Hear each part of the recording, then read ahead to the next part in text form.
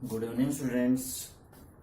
आज ये इवनिंग की क्लास सिर्फ आपकी प्रॉब्लम के लिए है कि कुछ बच्चों को 1.3 एक्सरसाइज में कुछ प्रॉब्लम थी एग्जाम्पल्स में, तो उसके लिए ये वीडियो है। तो देखो प्रॉब्लम्स कुछ सम इजी है, 15, 16, 17 हो गया हुआ, 18th में जरूर प्रॉब्लम होगी। A to B और G B to C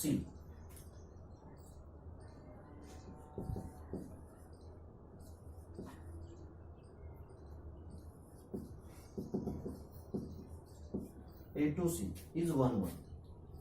ये क्या फंक्शन है? 1 1 है। ये क्या फंक्शन है? 1 1 है।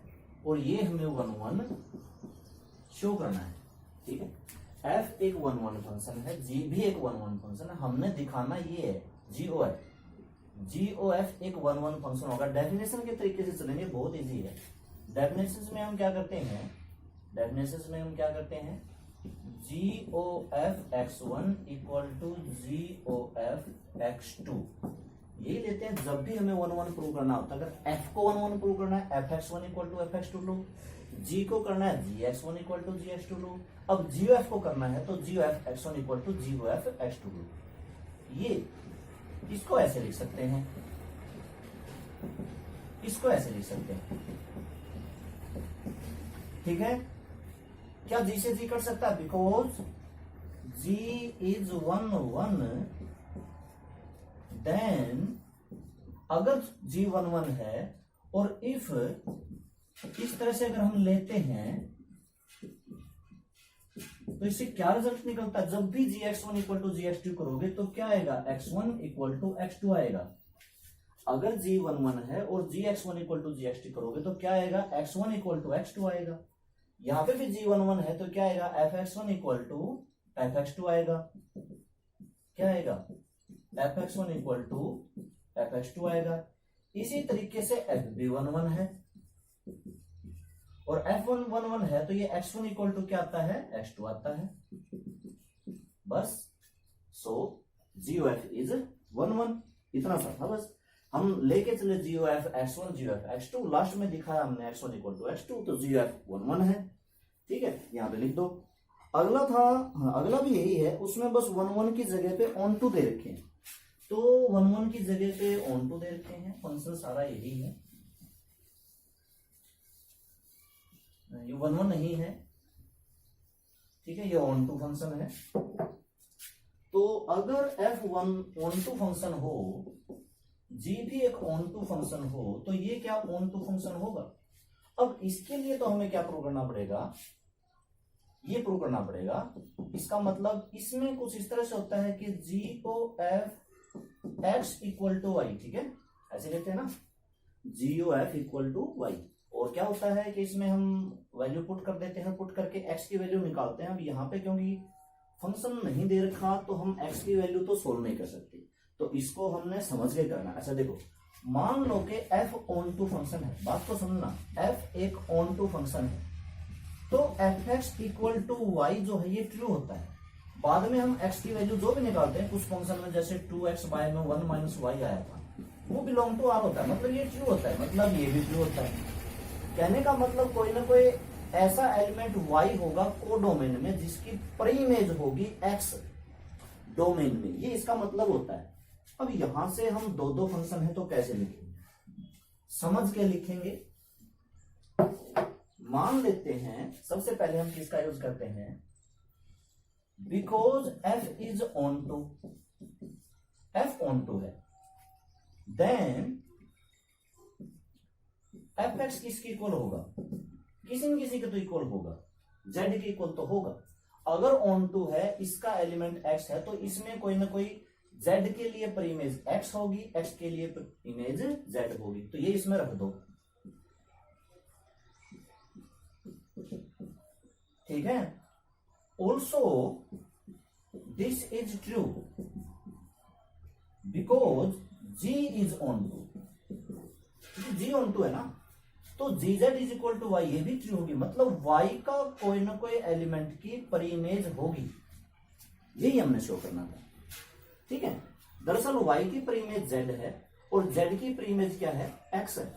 यहां से यही प्रूव हो जाता है कि y की, और क्योंकि ये ट्रू हो गया तो y की प्रीइमेज z है, z की प्रीइमेज x है, तो मतलब y की प्रीइमेज क्या आई, x आई। यही तो हमें दिखाना तो मेनली यही था, यही हमें शो करना था। लेकिन इसके लिए थोड़ा सा समझना है, क्योंकि इसमें फंक्शन तो दे नहीं रखा, तो वैल्यू पुट करके सोल्व तो हम कर नहीं सकते, ठीक है। तो बस ये ऐसे ही होगा। 19 एग्जाम्पल, और कौन सा था, 20 और 21, ठीक है, 20 और 21।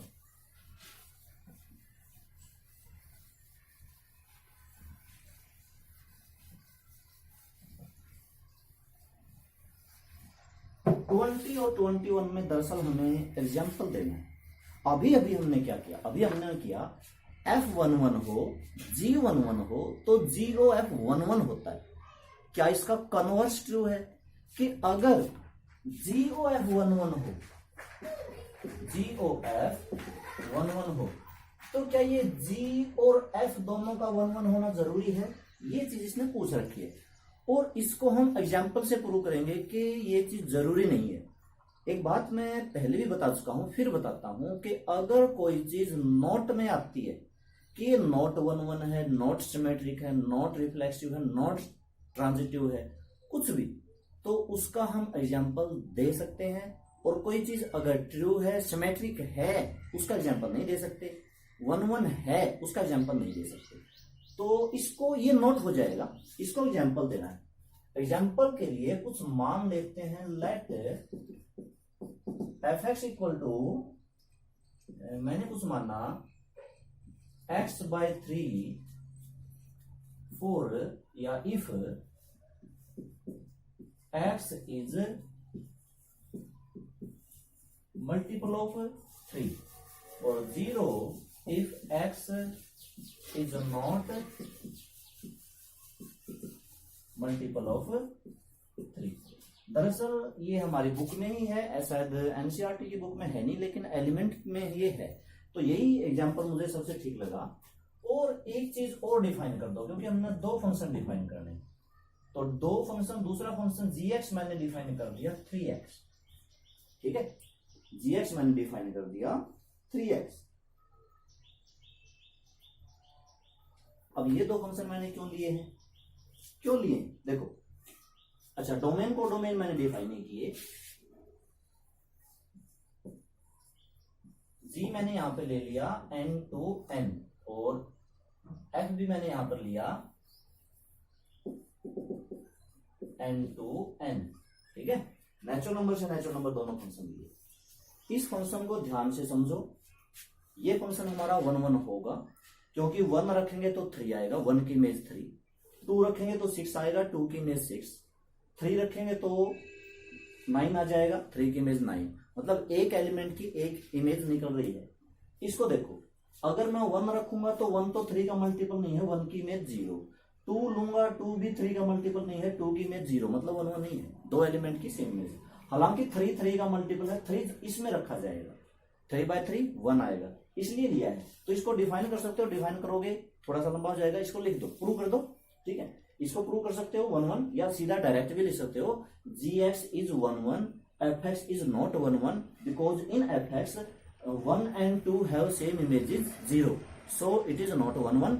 उसके बाद हम क्या करते हैं, हमने हियर, मैं यहाँ पे डायरेक्ट लिख रहा हूं, आप भी डायरेक्ट ही लिखना, fx is not 1 1 and gx is 1 1। Prove क्या करना था, GOF या FOG, GOF। अब GOF निकालो, GOF का मतलब G में F की वैल्यू पुट करना, G में F, अच्छा ये उल्टा हो गया, हाँ ये G होना था, ये G लेना था, ये G लेना है, ये F लेना है, तो यहां पे भी हम ये G होगा, ये F होगा,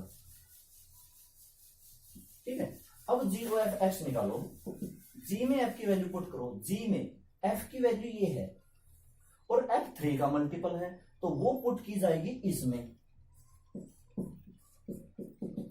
क्या आ गया, GOF इक्वल टू एक्स, इसमें क्या होगा, 1 रखेंगे तो 1 आएगा एक्स ही, 2 रखेंगे तो 2 आएगा, 3 रखेंगे तो 3 आएगा, 4 रखेंगे तो 4 आएगा, 5 रखेंगे 5 आएगा। It is 1 1 function. तो हमने क्या प्रूव किया, GOF हमने 2 फंक्शन लिए जिनमें से एक 1 1 नहीं था, एक 1 1 था, लेकिन GOF फिर भी 1 1 है। तो अगर ये पूरा 1 1 हो तो कोई जरूरी नहीं कि G और F दोनों ही 1 1 हो। ये एक ऐसा एग्जाम्पल है जो अगले समय में चलेगा, अगले समय ऑन टू है। इस क्वेश्चन को देखो, ये वाला जो सम है ये ऑन टू है और ये वाला ऑन टू नहीं है, क्योंकि देखो 1 रखेंगे 3 आएगा, 2 रखेंगे 6 आएगा, बीच में बच रही ना 4 5 बच रही, तो उनकी कोई प्रीमेज नहीं है। ये ऑन टू है, ये ऑन टू नहीं है। इसको देखो, ये ऑन टू भी है, यानी कि ये एक ही एग्जाम्पल दोनों में चलेगा। यही हमने देना, दोनों में एक ही देना है, ठीक है। तो पेपर में आता है वो आए या वो आए, ये हमें लिख देना है। उसके बाद बिल्कुल 21वां एग्जाम्पल हो गया। और कौन सा एग्जाम्पल था, 22वां एग्जाम्पल।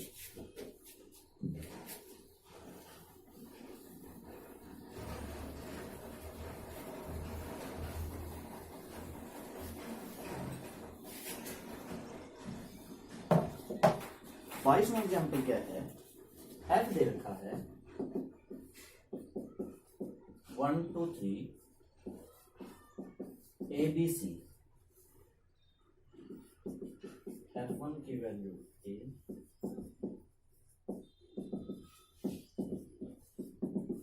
ये वैल्यूज दे रखी हैं। Show that there exist a function G हमें शो करना है, ABC 1 2 3 GOF equal to such that GOF equal to x आना। We define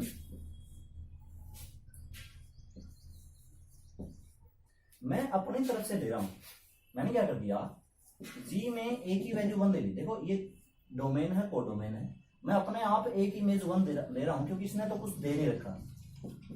B की इमेज मैंने 2 ले ली और C की इमेज मैंने 3 ले ली, अपनी तरफ से ली। अब GOF निकालो, GOF F ये ना F 1 2 3, तो हम GOF 1 निकालेंगे, GOF 2 निकालेंगे, GOF 3 निकालेंगे, ठीक है। क्योंकि F के साथ 1 2 3 है तो यही निकल सकता है। मैं GOF C नहीं निकाल सकता, क्यों, क्योंकि मेरे पास FA FB FC की वैल्यू नहीं है, तो यहां पर मैं ABC नहीं ले सकता, जो मेरे पास है वही ले सकता हूं। F1 की वैल्यू क्या है, पूरे की वैल्यू A है, और GA की वैल्यू क्या है, 1 है। F2 की वैल्यू क्या है, B है, और GB की वैल्यू क्या है, 2 है। F3 की वैल्यू क्या है, C है, और GC की वैल्यू क्या है, 3 है। तो दरअसल ये हमें अपनी तरफ से डिफाइन करना है और कुछ इस तरफ से डिफाइन करना है कि GOF इक्वल टू क्या है, I। देखो 1 की इमेज 1 आती है, 2 की इमेज 2 आती है, 3 की इमेज 3 आती है। जब किसी भी एलिमेंट की खुद ही इमेज आए तो उसको हम आइडेंटिटी फंक्शन कहते हैं। तो यहाँ पे मैं कह सकता हूं कि GOF इक्वल टू I है, I मतलब आइडेंटिटी। ऐसे भी लिख सकते हो GOF इक्वल टू IX, इसका भी वही मतलब है। अच्छा, इसको FOG करके देखो, जब FOG करोगे तो भी सेम आएगा। GA की वैल्यू 1 1 की वैल्यू है तो A की A हो जाएगी, ठीक है। तो इस तरह से हमें ये डिफाइन करना था और इसमें ज्यादा कुछ था नहीं। GOF इक्वल टू IX लिख रखा है और वो IY लिख रखा है, कोई बात नहीं उसमें, क्योंकि एक बार में X ले लिया, एक बार में Y ले लिया, कोई फर्क नहीं पड़ता, ठीक है। तो ये था। उसके बाद हमारे एग्जाम्पल और कौन से थे, 26वां में कुछ नहीं करना, 26 में पुट करनी। fx दे रखा है 2x, एक चीज मैं निकाल के दिखाता हूं।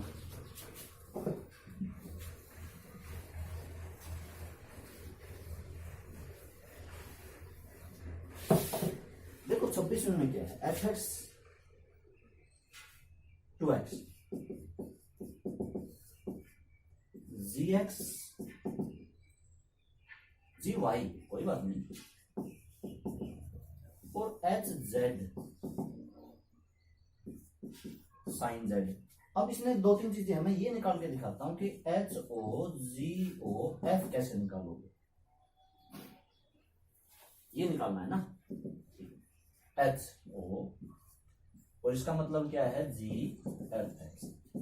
तो क्या बताया था GOF पहले, क्योंकि ये ब्रैकेट के अंदर है तो इसको सोल्व करेंगे, बोर्ड मास पता है ना, बोर्ड मास पहले ब्रैकेट के अंदर।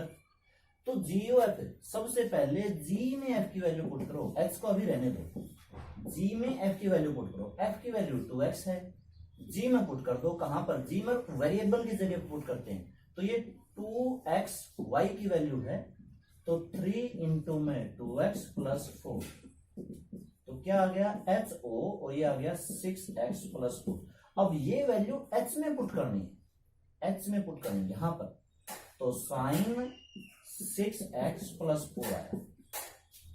ठीक है, इसी तरह से दूसरा तुम निकाल के देखना, वहां पर ब्रैकेट यहां पर मिलेगी, और बोडमास कहता है कि पहले ब्रैकेट के अंदर सोल्व होगा, तो पहले h में वैल्यू g, h में वैल्यू, h की वैल्यू इसमें पुट होगी, फिर अगला सोल्व होगा, पहले ये होगा, ठीक है ना। तो पहले h में g की वैल्यू पुट होगी, फिर वो जो आएगा उसमें f की वैल्यू पुट होगी, f की वैल्यू बाद में पुट होगी, तो वो तुम करके देखना। इसी तरीके से था ये वाला एग्जांपल, ठीक है। 27 में लिखने में लंबा हो जाएगा, क्योंकि f को भी इन्वर्टेबल शो करना है, g को भी इन्वर्टेबल शो करना है, g और f को भी इन्वर्टेबल शो करना है, तो मतलब हमें f को भी 1 1 1 तो शो करना पड़ेगा। उसके लिए हमें लिखना है क्या, f में, बिल्कुल f 1 1 है, क्योंकि f में 1 की इमेज a है, 2 की इमेज b है, 3 की इमेज c है, तो 1 1 है, एक एलिमेंट की एक इमेज है, पर इमेज भी एक की एक ही है, तो बिल्कुल 1 1 1 2 है, तो ये इन्वर्टेबल है। g में भी इसी तरीके से हमें लिखना पड़ेगा, और g f हमने निकालना पड़ेगा।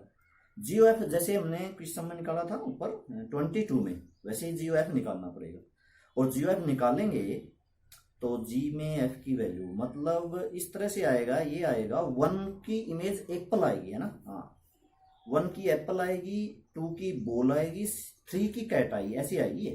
वहां पे 1 की इमेज A है, फिर A की इमेज एप्पल है, तो बिल्कुल 1 की इमेज एप्पल आएगी, 2 की बॉल आएगी, C की कैट आएगी, बुक है ना, बुक, क्योंकि मैं हिंट दे रहा हूं तो अपने आप कर सकते हो।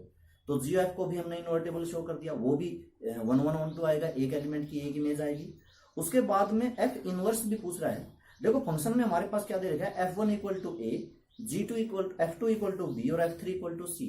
जब इनवर्स लगाते हैं तो ये पलट जाते हैं, जैसे इसमें लिख रखा है F1 इक्वल टू A, तो F inverse A equal to 1 ऐसे हो जाता है, ये निकाल दो। कहने का मतलब डोमेन को डोमेन हो जाता है, को डोमेन डोमेन हो जाता है, डोमेन के एलिमेंट को डोमेन में चले जाते हैं या रेंज में, और रेंज के एलिमेंट डोमेन में आ जाते हैं, ठीक है। तो इनको हमने पलटना है, इंटरचेंज करना है, और कुछ नहीं करना।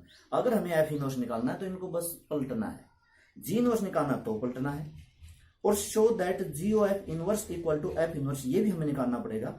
GOF निकालो, उसका इनवर्स निकालो, और यहां पे क्या कहता है, F का इनवर्स निकालो, G का इनवर्स निकालो, F के इनवर्स में G इनवर्स की वैल्यू पुट करते जाओ। वो हमने पिछले सम में किया था, हाँ 22 में किया था,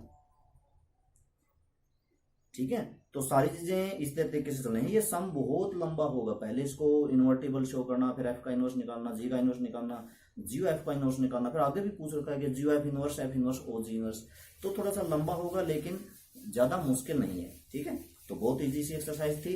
आज मैंने कुछ प्रॉब्लम्स, क्योंकि एग्जाम्पल्स में बच्चों को दिक्कत हो जाती है, तो मुझे लगा कि शायद सभी बच्चों को दिक्कत होगी, कुछ बच्चों को और को भी दिक्कत होगी, जो 2-3 हैं पढ़ने वाले, ज़्यादा तो नहीं है, थोड़ी ही है, कोई बात नहीं, पढ़ने लग जाओ। और आज की ये मैंने प्रॉब्लम आपकी बना दी है, तो मुझे उम्मीद है कि आप अच्छे से सारे एग्जाम्पल समझ में आ गए होंगे, और एक्सरसाइज में भी अभी कोई दिक्कत होनी नहीं चाहिए। फिर भी अगर कोई दिक्कत हो तो दोबारा पूछ लेना, दोबारा बता देंगे, 2 बार पूछो, 3 बार पूछो, जब तक समझ में नहीं आता तब तक बताते जाएंगे, ठीक है। और इतनी बात भी नहीं है कि 2 बार में तो समझ में आ जाना चाहिए, फिर भी अगर ना आए तो बता देना बेझिझक, ठीक है, ओके, ठीक है, ठीक है।